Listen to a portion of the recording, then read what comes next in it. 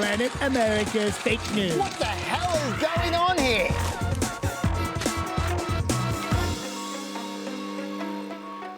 Hello, welcome to Planet America. I'm John Barron. I'm Chester Chidello. And I'm Dennis Kucinich. That's right, we have the former Democratic presidential candidate Dennis Kucinich as our special co-host to look at this week's two debates. Co-host? Am I going to get paid for this? Sure, Dennis. You just send your invoice to ABC America.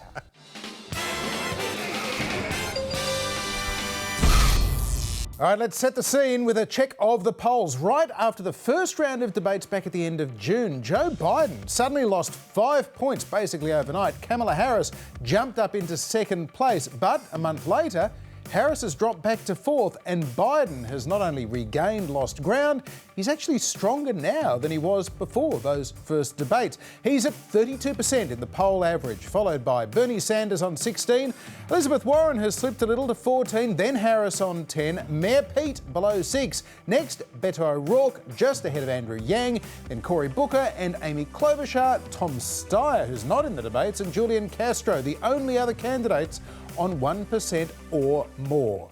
Now, Dennis, you ran twice, of course, in 2004 and in 2008. How important are these poll numbers for presidential candidates at what is still a relatively early stage of the race? Well, you have to remember, at this point in the race, two individuals in past elections, one named Jimmy Carter and the other one, Bill Clinton, were polling just over 1%.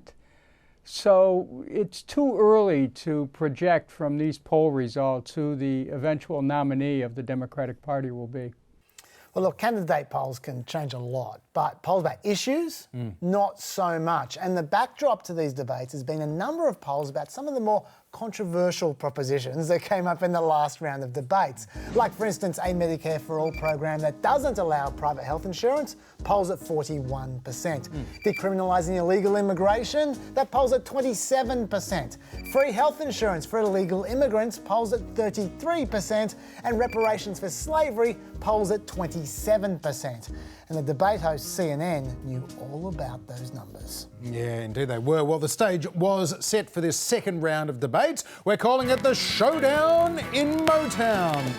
20 candidates over 2 nights in Detroit, Michigan. A Rust Belt state, of course. Donald Trump won in 2016 and crucial for Democrats to take back next year. Debate number 1, headlined by Sanders and Warren, with Buttigieg, O'Rourke and Klobuchar the only other candidates looking likely to make it into the next round of debates in a month. So, for the long shots, this really was the last chance saloon chance. Yeah, and I had 2 major problems with this debate, I have to say. Firstly, the time limits were heavily enforced and ridiculous. Sometimes the moderators only allowed 15-second replies. Them's the rules. It takes longer than 15 seconds to ask some of those questions, John. But even more annoying, the moderators were so determined to contrive up fights that they focused on minor sources of conflict rather than major issues. For instance, free healthcare for illegal immigrants. It's not only unpopular, but it's a non-issue. If the Democrats were to completely hold government, there wouldn't be illegal immigrants at all to receive healthcare because they'd be given a path to citizenship. They'd be legal. And that, by the way, is a much bigger issue that was completely ignored by the moderators. But even more so, look at this. Senator Sanders, you want to provide undocumented immigrants free health care and free college. Why won't this drive even more people to come to the U.S. illegally? This will have a strong border protection. Do you hear that? Sanders wants strong border protections. Okay, give us some details. Border protections are a critical part of dealing with illegal immigration. But did they ask Sanders about that? No, they just interrupted him a few seconds later to ask Steve Bullock. About 2/3 of Democratic voters and many of your rivals here for the nomination support giving health insurance to undocumented immigrants. You haven't gone that far. Why not? Gotta stir up that phony fight, John. Yeah, it's the name of the game after all. It's TV. But for me, the overarching question in both of these debates was basically how progressive can we as a Democratic Party afford to be? With both Bernie and Warren on the stage on the first night, the most progressive version of healthcare that is out there, Medicare for all, which means no private insurance, get rid of the industry, make it illegal. It got a lot of attention. And there were some shades of grey in the middle middle from the likes of Beto and Mayor Pete. And then, of course, now let's not get carried away here, folks. The moderates like John Delaney saying that there should be room for private and public options. Otherwise, you're going to freak out voters. So let's have a look at how all the candidates did, starting with Bernie Sanders, who was centre stage and at the centre of that major topic of the night, healthcare. He faced criticism from both Tim Ryan and Delaney, who was basically saying that his plan to phase out private insurance altogether does not add up economically and will scare people who like the private cover they have. Well, Bernie disagrees. You don't know that, Second Bernie. of all, We'll come to you in a second, I do know, Congressman. and I wrote the damn bill. Hold the damn bill! Hold the damn bill! That was a good viral moment for Sanders on a pretty strong night because it helps him reclaim ownership of Medicare for All. Lately, Elizabeth Warren has been stealing his thunder a little bit in that area. Although, interestingly, Sanders seems to argue for it differently than Warren does. I notice Sanders uses a lot more statistics, whereas Warren illustrates with anecdotes and examples. I guess we will see which tactic is more effective. I guess we will. Well, Dennis, you've had progressive policies of your own in this area of healthcare as well. What do you make of Bernie's Medicare for All plan? Private insurance runs the game in the U.S. About 25% out of every dollar goes for the activities of every healthcare dollar goes for the activities of the for-profit system, corporate profits, stock options, executive salaries, advertising, marketing, the cost of paperwork, and that does not go into care for people. Life expectancy in America, I think Australia is 8 or 9 among all the nations, and the U.S. is back there in the 40s. That speaks to what kind of a system we have. Centre stage, of course, alongside Sanders was Senator Elizabeth Warren, and there was a lot of speculation about whether these two, who do share a similar progressive agenda and consistently vie for second and third in a lot of national polls, would become the clash of the night. Well, in the event, there was actually more of a unity ticket between them, tag teaming, batting away attacks from the more moderate candidates. Along the way, Elizabeth Warren hit her key notes. She's a fighter with a plan, and she is not afraid to think big. And this slapdown of John Delaney was one of the more memorable moments of the night. I don't understand why anybody goes to all the trouble of running for president of the United States just to talk about what we really can't do and shouldn't fight for. Smile when you got nothing to say. That exchange prompted some wag on Wikipedia to go in and change Delaney's profile to say he died on July 30th, 2019 in Detroit, Michigan at Democratic debate by Senator Elizabeth Warren. Fair call. Look, there he is. Pretty much spot on. Warren got Delaney so good. It took him 24 hours to come up with a comeback, saying he doesn't know why Warren can't explain how her plans work or can't honestly debate her ideas without reverting to accusing people of reciting talking points. He should have stayed dead. I thought Warren had a great night overall, though, explaining some very complicated policy in 30-second answers. What she does. Sometimes 15 seconds as well. She looked even better in hindsight, I thought, after the second night's debate as well. But I thought she made one serious error that could compound as time goes on. Sanders has been very upfront that while he believes people will be better off under Medicare for All, middle-class taxes will have to go up to pay for it. Warren, though, refuses to admit the same. Are you also, quote, with Bernie on Medicare for All when it comes to raising taxes on middle-class Americans to pay for it? Giant corporations and billionaires are going to pay more. Middle-class families are going to pay less out of pocket for their health care. Would you raise taxes on the middle class to pay for Medicare for All, offset obviously by the elimination of insurance premiums? Yes or no? Costs will go up for billionaires and go up for corporations. For middle-class families, total costs will go down. Okay, so she's blatantly refusing to say the words middle-class taxes will go up, which for journalists is like a red rag to a bull. You said their costs would go down, but can you address directly whether taxes like mine would go up under Medicare? I'll say it again. Costs are going to go up for billionaires, they're going to go up for giant corporations, and out-of-pocket costs for middle-class families are going to go down. I know that's the answer that you'd like to give, but will your taxes go up? The question is your total cost. Okay, but there's no answer to the question what your taxes There are. is an answer to the question about your costs. Awkward! My answer's fine. It's your question that's the problem. That went for 2.5 minutes as well. I don't think that question is going away, John. No, let's look at this group of more moderate Democrats, though, who really got their moment in the sun this week by being pitted against Warren and Sanders. Former Maryland Congressman John Delaney, we've hardly heard a peep out of him. He's been in the race for 2 years already. He's a $60 million net worth businessman as well as a former congressman. He's been getting around 1% in some of the early state and national polls on a good day. But suddenly he found himself elevated by the debate moderators to be the centrist cudgel to try and beat both Warren and Sanders. Congressman Delaney just referred to it as bad policy, and previously he has called the idea political suicide that will just get President Trump reelected. What do you say to Congressman Delaney? You're wrong. Again with a grin. Now, Dennis, Delaney got a lot more attention this week, but will his concerns about this being overly ambitious, unaffordable policies like Medicare for all, is that actually going to resonate with voters? You know, I'll tell you what just frosts me.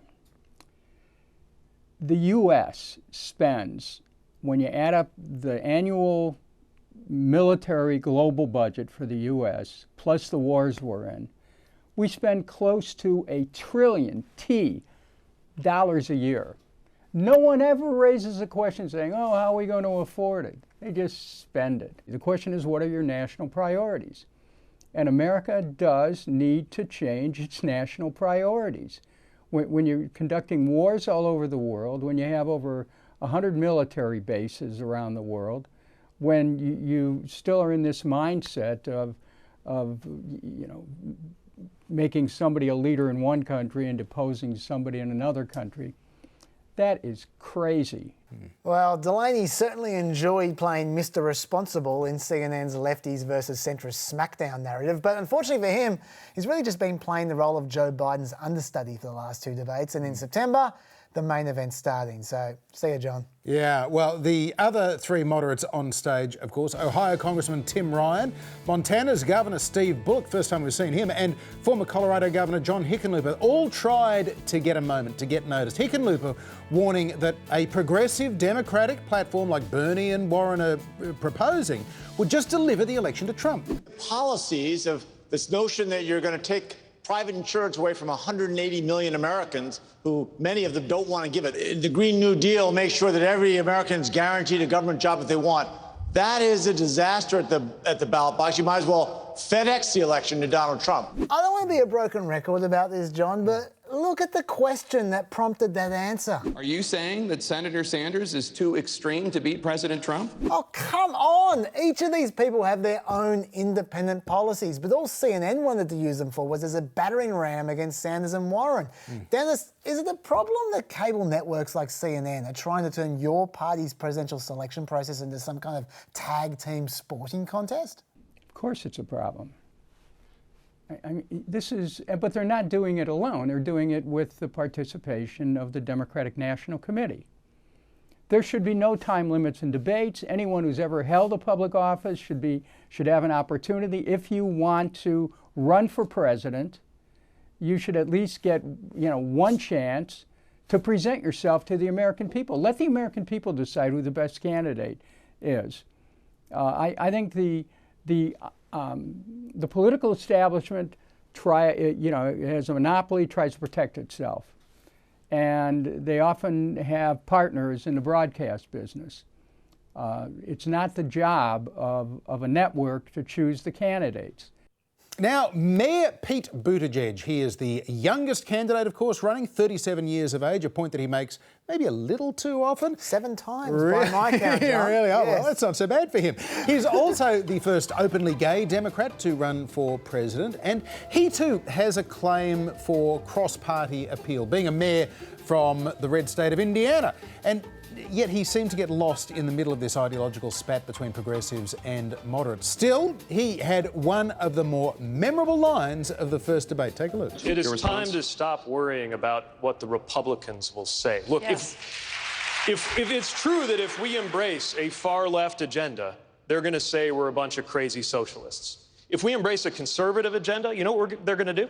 They're going to say we're a bunch of crazy socialists. So let's just stand up for the right policy, go out there and defend it. Yeah, just to prove Buttigieg right, John, only 24 hours later, a Republican Senator, John Kennedy, calls John Delaney a socialist.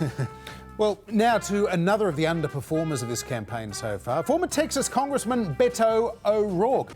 Back in January, he was coming third behind just Biden and Sanders in the poll average, and he's been slipping ever since, from more than 8% when he declared to less than 3% now. Like Pete Buttigieg, he also got a bit lost in between the left and centrist candidates squabbling away. But he did have a moment on ending the influence of the gun lobby. As president, we will make sure that we ban political action committee contributions to any member of Congress or any candidate for federal office. We will listen to people, not PACs, people, not corporations, people, not special interests. So, Dennis, what do you think about Beto's campaign so far? It's too bad he didn't get elected to the Senate from Texas. I think he might be wishing that himself as well. Such a short answer, John, but it said so much. So much. I reckon that Beto's problem is that after a disastrous campaign rollout, he's been so scared to upset people, he doesn't take any chances anymore. And now he stands for nothing and seems to always be apologising, which leads to more criticism, and the cycle continues. It's not very punk, to be honest. Yeah, when something goes wrong, everything goes wrong in these kind of campaigns. Senator Amy Klobuchar of Midwestern Minnesota, like, say, Tim Ryan, is running a campaign that is claiming to be able to win back moderate, independent, even conservative voters from Donald Trump.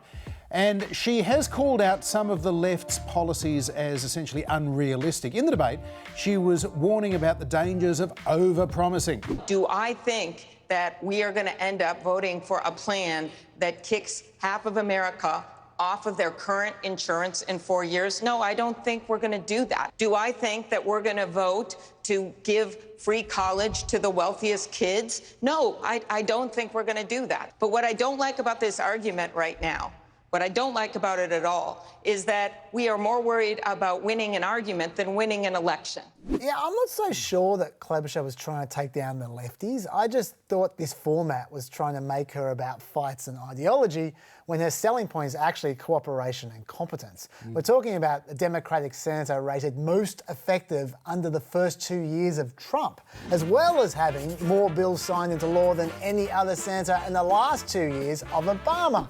In her 12 years as senator, she sponsored 33 bills that became law, compared to 7 successful bills sponsored by Bernie Sanders over the same period. But Democrats just don't seem to be buying what she's selling. Yes, pragmatism ain't in fashion this season. Dennis, why do you think that Amy Klobuchar is struggling so much? And is there anything that she can do about that at this stage in her campaign? Look, I've run for president myself. I'm not an undertaker. I'm not going to bury her campaign. Every candidate has to decide whether they want to stay or not. Dennis, it's not just Klobuchar though, is it? Hickenlooper is another candidate who's gotten a lot done, but these kinds of can-do type candidates with a track record seem to have gone out of style in the last few decades. Why do you think that is? Look, first of all, it's a big field. And, when I ran, the field was smaller. That is actually the first thing you got to consider, because it's hard to fight your way through a crowd. It's particularly difficult when the media is already focusing on just a few of those candidates out of the 20-some who are running. And finally, from debate 1 to Marianne Williamson, the self-help guru dismissed by some as the biggest joke of a candidate since, reality TV star Donald Trump. And there were times when she seemed to be channeling his anti-establishment, anti-politician rhetoric that did so well in 2016. And then there were times when she was sounding like a Trump hater at a health spa. Do you think any of this wonkiness is going to deal with this dark psychic force of the collectivized hatred that this president is bringing up in this country? Then I'm afraid that the Democrats are going to see some very dark days. And if the Democrats don't start saying it, then why would those people feel that they're there for us? And if those people don't feel it, they won't vote for us, and Donald Trump will win. You mock her, John. Yes, I do mock her. That moment took off. Have a look at the most Googled candidates before the debate, which was mostly Sanders and Warren, and the most Googled candidates during the debate, which was basically Williamson everywhere. Yeah, but it could have been Marianne Williamson's an idiot. You never know. It could have been, but look at this meme. This says it all. Dark psychic forces are the new MAGA, John. Look, that's fine, but look what the proposed solution was, what we just played, to talk more about Trump's hate. Do Democrats do anything but talk about Trump's hatred and racism and tweeting? That's been the story the last 2 years. And check out her big conclusion. You keep talking about how we're going to fight Donald Trump. You can't fight dog whistles. You have to override them. And the only way you can override them is with new voices, voices of energy that only come from the fact that America has been willing to live up to our own mistakes, atone for our own mistakes, make amends for our own mistakes, love each other, love our democracy, love future generations, something emotional and psychological that will not be emerging from anything on this stage. It will emerge from something I'm the one who's qualified to bring forth. Now that is gibberish. She's arguing like she's been kicked out of a tiki bar after one too many Mai Tais, and she thinks she's profound. But having said that, I do feel like there's a kind of smug condescension out there towards Marianne Williamson. There is, because people act like that there is delightful. To be honest, I agree with you. Not really my thing, John. Yeah, OK. All right, Dennis, what is your view on this? Does somebody like Marianne Williamson have any place on a presidential debate stage? Yeah, of course. I think there absolutely has to be room in a political discussion for bringing in the transformative power of spirit, of the heart, of raising up a nation. I see her candidacy as being consistent with a political tradition in America that includes spirit. I mean, one of the things that's lacking in our politics today in America is a lack of. We have a lack of understanding of the hunger that people have for seeing their leaders respect spirit. Round two, the historic rematch between Joe Biden and Kamala Harris. We've been waiting on this for 30 days. Harris, of course, beat up the former Veep in the first debate in June over his opposition to mandatory school busing to desegregate schools in the 70s. They had this brief exchange when they arrived on stage this week. Go easy on me, kid. How you doing? You good? Well, they were not good. We foreshadowed last week that this might be a slugfest. We were not wrong. CNN would have been very happy. It was their kind of debate. Yeah, well, Joe Biden again had a big red round target on his back, mainly over his record on desegregation, and particularly this time a 1990s criminal justice bill that Biden helped to craft, which some blame for the mass incarceration of African Americans. Biden defended aspects of that crime bill, but ultimately, repeatedly, he fell back on arguments like this. Barack Obama knew exactly who I was. He had 10 lawyers do a background check on everything about me on civil rights and civil liberties, and he chose me, and he said it was the best decision he made. Thank you, Mr. Vice President. I'll take his judgment. At times it felt a bit spiritless from Biden. Now, Dennis, you've been on a presidential debate stage with Joe Biden in the past, of course. Is this the same guy that you debated in 2008, or has he lost a step? Joe's been the same ever since I've known him. I met Joe in 1972. I've probably known him longer than most of the people I've known in politics. And he's been pretty consistent.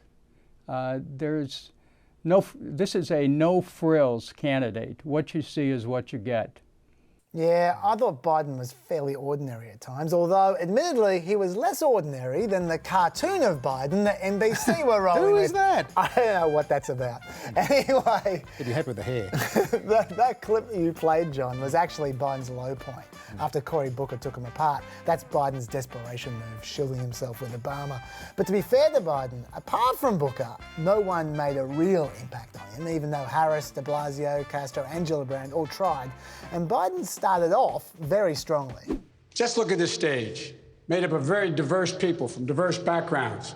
Went on to be mayors, senators, governors, congresswomen, members of the cabinet, and yes, even a vice president.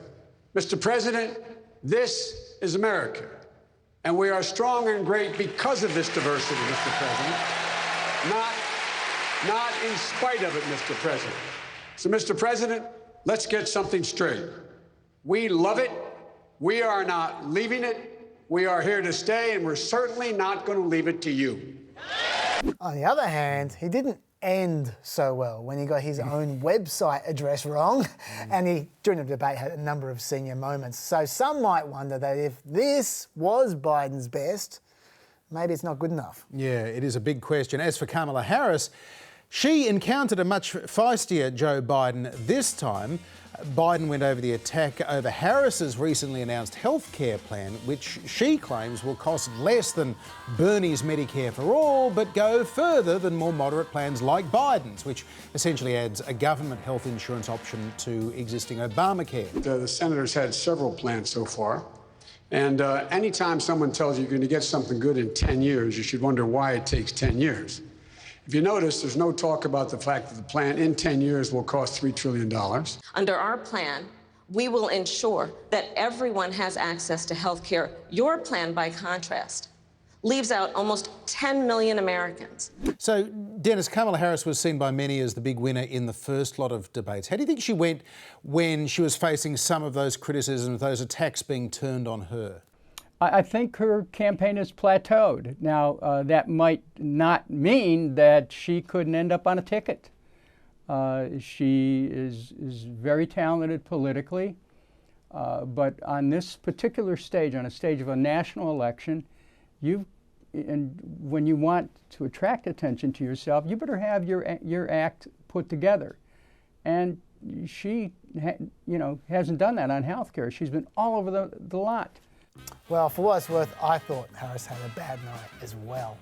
Firstly, she came off as a bit frail, I thought, when she was attacked. And secondly, she only just came up with this convoluted healthcare plan that Dennis referred to, which theoretically will allow her to say she offers Medicare for all, while at the same time not ending private health insurance. But it took about 5 minutes for Michael Bennet to punch a huge hole through that. It won't ban private health insurance, but it will ban employers' insurance, which is the only private health insurance that anyone actually likes. We need to be honest about what's in this plan. It bans employer-based insurance and taxes the middle class to the tune of $30 trillion. Do you know how much that is? That is 70% of what the government will collect in taxes over the next 10 years. We cannot keep with the Republican talking points on this. You gotta stop. Dennis, we saw yesterday a lot of complaining about Republican talking points, but isn't that just another way of describing exactly the arguments you're going to hear during the general election? Shouldn't candidates want to practice facing those kinds of arguments? We're seeing what happens when polarized thinking limits people's cognitive capacities. And I think we're looking at an election which is problematic when it comes to meeting the needs of the American people with solid policy proposals. If all we're going to do is if you're a Democrat saying, well, I'm not a Republican, if you're a Republican saying, I'm not a Democrat, and people, basically attacking each other based on their party. Look, we have to speak to Americans as a people and get beyond partisan politics. As for Cory Booker, his strategy seemed pretty clear this week. Talk of the issues that unite Democrats, but then go on the attack on key issues, but say it with a smile. Did you announce in the first day a zero-tolerance policy of stop and frisk and hire Rudy Giuliani's guy in 2007 when I was trying to get rid of the crack cocaine industry? Mr. Vice President, there's a saying in my community, you're dipping into the Kool-Aid and you don't even know the flavor. You need to... Sir, you are trying to shift the view from what you created. There are people right now in prison for life for drug offenses because you stood up and used that tough on crime, phony rhetoric that got a lot of people elected, but destroyed communities like mine. And if you don't think they hit the bullseye with Joe Biden, check out the look on Joe Biden's face 30 seconds later. Ouch. It is noteworthy how much warmer, by the way, Cory Booker is when he goes in for the kill and Kamala Harris is. And he kept up the warmth even when Biden was hitting back. Yeah, the smiling assassin. Fascinating to see how he might go against Trump if he ever gets that far. As was in the first round of debates, once again this week, Julian Castro was the go-to candidate on questions around immigration, the only Hispanic candidate, of course, hailing from the border state of Texas. He has advocated a major aid program for South America to stem the tide of asylum seekers, and he tussled with Joe Biden over whether crossing the border should be decriminalised. Castro says it should. The only way that we're going to guarantee that these kinds of family separations don't happen in the future is that we need to repeal this law. There's still going to be consequences if somebody crosses the border. It's a civil action. Also, we have 654 miles of fencing. We have thousands of personnel at the border. We have planes, we have boats, we have helicopters, we have security cameras. Castro, what we need are politicians that actually have some guts on this issue. I should say that illegal immigration has been a potentially criminal matter for 90 years now, but it's only really under Trump that we've seen the routine imprisonment of illegal immigrants. That's the argument that Biden and Bennett are making, by the way, that the law isn't the reason for all the detention centre issues, it's Trump. For most presidents, it wouldn't matter whether it's a civil or criminal offence. But that isn't going to stop people arguing about it, is it? Yeah, well, Dennis, this, of course, is one of those issues that some Democrats fear is just going to be a gift to Republicans, allowing Trump to say, if they're going to decriminalise crossing the border, you're advocating open borders. So is this a risky one? We have to remember, who America is as a nation. And there's a reason that Statue of Liberty has been in New York Harbor, and that is it's welcome people from around the world. We still need to, I think, welcome people from around the world. But even as we were doing that over the decades, we still had an immigration policy in place. The U.S. has to, and every country has to control its borders. But at the same time, we need to be careful the tone we're setting about immigrants. And we must be very careful about the language that we use to describe people who are desperate for an opportunity in a new country. One of the surprise packets of the campaign so far has been the relative success of tech entrepreneur Andrew Yang. It looks as though he's likely to be into the next round of debates.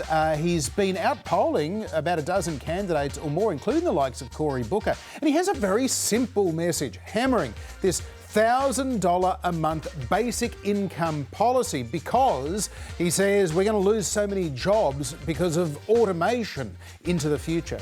If you've heard anything about me and my campaign, you've heard that someone is running for president who wants to give every American $1,000 a month. Why do we need to do it? We already automated away millions of manufacturing jobs, and chances are your job could be next. If you don't believe me, just ask an auto worker here in Detroit. We're getting a robot to replace you next week, actually. Oh, thank God, finally. I thought I was the robot. Anyway, we had a few single-issue candidates in the debate, but while Jay Inslee is super focused on climate change and Tulsi Gabbard is super focused on ending the forever wars, they both answered unrelated questions like a normal candidate does. But Andrew Yang tried to work his $1,000 a month universal basic income into as many answers as he possibly could. Like, for instance, when he was asked about climate change. The last 4 years have been the 4 warmest years in recorded history. This is going to be a tough truth, but we are too late. We are 10 years too late. We need to do everything we can to start moving the climate in the right direction, but we also need to start moving our people to higher ground. And the best way to do that is to put economic resources into your hands so you can protect yourself and your families. He thinks he's in the day after tomorrow. Yeah, buy $1,000 worth of life rafts. Now, a month ago, when we looked at the first round of debates, former DNC Chairman Howard Dean was with us, and he said that the only candidate he could never support was Tulsi Gabbard. He condemned a meeting she had with Syrian President Bashar al-Assad on a 2017 fact-finding mission. Gabbard is one of the candidates who really did need to get noticed in this debate to have a hope of surviving until the next round of debates in September. And she gave Kamala Harris kind of a dose of her own medicine, attacking her for her record as Attorney General of California. She put over 1,500 people in jail for marijuana violations and then laughed about it when she was asked if she ever smoked marijuana. She blocked evidence. She blocked evidence that would have freed an innocent man from death row until the courts forced her to do so. She kept people in prison beyond their sentences to use them as cheap labor for the state of California. And she fought to keep cash bail system in place that impacts poor people in the worst kind of way. Now that left a mark. But that wasn't the only time that Gabbard went after Harris. She also singled out Harris's healthcare plan for being beholden to private health insurers, even though Joe Biden's plan has a much bigger role for private health insurance. So that was a little odd. And here's where it gets really weird. Gabbard's #1 issue is war, and there was only one person standing on stage who voted for the war that she fought in, and that was Joe Biden, who defended himself like this. I did make a bad judgment trusting the president, saying he was only doing this to get inspectors in and get the UN to agree to put inspectors in. Okay, so Biden takes as little responsibility as he can for that vote, blaming Bush entirely. So what does Gabbard do to him?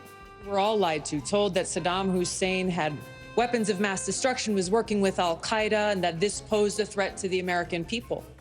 She lets him off the hook. There is something going on with Gabbard and Joe Biden and Kamala Harris. I don't know what it is, John, but there's something. It's the Veep stakes. It's the Veep stakes. Well, after the debate, Harris kind of brushed aside Gabbard's attack, calling her an apologist for Assad. Now, Dennis, do you share this view that Tulsi Gabbard is somehow unfit to be president? Actually, she's fit to be president because of that meeting. If you were going to run for president of the United States and you start saying, well, I can't meet with this person, I can't meet with that person. Look, the fact of the matter is anyone running for president has to have the capacity to go and meet with people and find out what's going on in world events. And not only that, but let us not forget that the U.S. helped covertly to fund ISIS in its efforts to try to usurp the government of Syria. People really don't have much of a clue as to what really happened in Syria. Thanks to Tulsi, they have at least one glimmer. OK, now for a look at some of the candidates who may very well have just made their final debate appearances. Colorado Senator Michael Bennet. He got a big cheer when he suggested that the way to fix racial injustice and inequality is through education. I believe you can draw a straight line from slavery through Jim Crow, through the banking and the redlining to the mass incarceration that we were talking about on this stage a few minutes ago. But you know what other line I can draw? 88% of the people in our prisons dropped out of high school. Let's fix our school system and maybe we could fix the prison pipeline that we have. It's a good point, but it sounds like you got chucked out of the same tiki bar as Marianne Williamson. It might sound drunk, but he had a good debate, I thought, and I hope that gives Bennett a warm glow when he withdraws from the campaign in 2 weeks' time. I better buy his T-shirt fast. You better have, they're going cheap.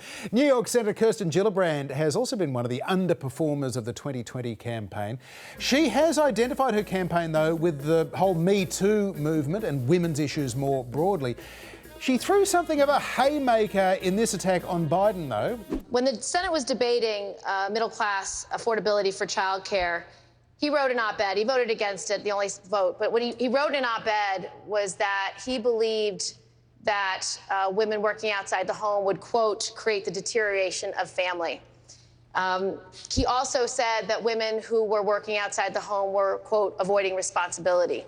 And by the way, she's talking about a 1981 op-ed there. That's actually about Biden complaining about a tax break for high-income workers. So there's a little bit of a stretch there. Yeah, and she's a senator and she knows that junior staffers write op-eds, not senators. But either way, Biden was not taking that one lying down. I wrote the Violence Against Women Act, Lilly Ledbetter. I was deeply involved in making sure the equal pay amendments. I was deeply involved in all these things. I came up with the It's On Us proposal to see to it that women were treated more decently on college campuses. You came to Syracuse University with me and said it was wonderful. I'm passionate about the concern making sure women are treated equally. I don't know what's happened except that you're now running for president. I understand. Ouch. That was a particularly damaging hit on Gillibrand because the knock on her is that she's inauthentic. So she really didn't need that. Well, another candidate in the going, very nearly gone category is Washington State Governor Jay Inslee. He's campaigned hard on the issue of climate change. And he has helped to put that issue firmly on the agenda for these debates. He accused Biden of being too timid on the issue, not phasing out fossil fuels quickly enough. Middle ground solutions, like the Vice President has proposed, or sort of middling average-sized things are not going to save us. Too little, too late is too dangerous. For what it's worth, I don't think he is going to go, John. As a governor, he's term limited, so he has nowhere else to go. He's never pretended that he expects to win the nomination, and climate change is the cause of his life. His combined climate change policies on his website is the most comprehensive policy of any kind I've ever seen. It's like hundreds of pages long. So right now, he's campaigning to be someone's climate change czar, I expect. So good luck to him. Always good to tee up your next job when going for one like the presidency. Last and probably least, New York Mayor Bill de Blasio. Unpopular in his home city and failing to catch on with Democratic primary voters thus far, at least. He has been doing all he possibly can to muscle his way into these first two debates. And like the others, he was happy to take a swipe at Joe Biden this week. So, Mr. Vice President, you want to be president of the United States, you need to be able to answer the tough questions. I guarantee you, if you're debating Donald Trump, he's not going to let you off the hook. So did you say those deportations were a good idea? Now, Dennis, for the likes of Bennett and Gillibrand and Inslee and de Blasio, all of them current holders of elected political office, how much pressure are they facing to quit the presidential race and go home and do their damn jobs? Well, everyone who runs for president holds or has held another job, so that's, you know. And I think people will run as long as their money holds out, as long as their legs hold out, as long as their heart is in it. So stay tuned. This is going to be an exciting year in American politics, and I really appreciate a chance to be with you on the show to talk to the people of Australia about it. Well, you'll be pleased to know that is the last time we're going to have to rate 20 candidates' debate performances. Some final thoughts, though, Chaz, from you on who did best and where this contest is up to. I reckon Warren and Booker did the best in the debates, but I think Joe Biden is the actual winner because he did enough to stay 10 points ahead for another month. And every month that he maintains that double-digit lead, he gets a little bit closer to becoming an inevitability. Yeah, well, I agree that Warren came away from that first night looking very strong, but there is still a bit of an asterisk for me around that. She's still untried against her main moderate opposition, Biden and Harris as well. And yes, I do think that Cory Booker as well had a standout night in debate 2. Biden improved, but to me, still patchy, still vulnerable. He seems happiest when he's taking on Trump in those prepared statements, you know, Mr. President, etc., etc., etc. But he looks genuinely sort of wounded, hurt, when he's dinged by fellow Democrats. Kamala Harris was not as strong this time, but it wasn't a disaster for her. Tulsi Gabbard got attention, which may or may not be good for her, but it might get him to the next lot of debates. But with that, we are out of time for another week. Dennis Kucinich, thank you for being our co-host. Thank you. And next week, we'll have another former presidential hopeful, Bill Richardson, on when a candidate should know that their White House dream is over. And we're going to have heaps of non-debate news on Planet Extra on iView, Facebook and YouTube. See you there. Okay, bye-bye.